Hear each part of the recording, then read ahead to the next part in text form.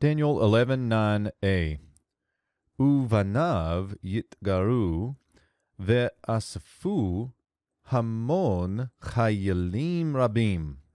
Now, we're only going to do the A part of the verse today, and you may notice we didn't even make it to the Athnach, but I think we've got plenty to talk about here.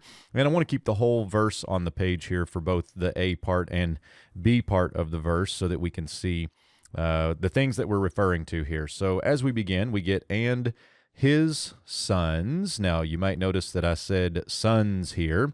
Notice the vowel pointing with the long kamets. Now, that's going to assume that we have a yod right here, which would be the plural pronominal suffix his sons, plural.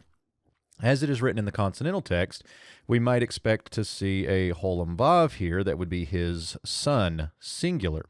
The kare in this case, the reading is the plural, and I think that's the best way to take this, especially in light of these following two third masculine plural verbs.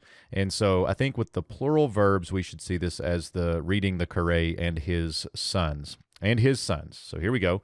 They will stir up or wage war. Here the verbal root is gara, so to stir up. This is a hitpael, imperfect, third masculine plural. Notice the yod preformative and then again that shurik sufformative. His sons will wage war. Then we get the call perfect, third common plural. I think I called this a third masculine plural earlier, but this is a common plural in the perfect.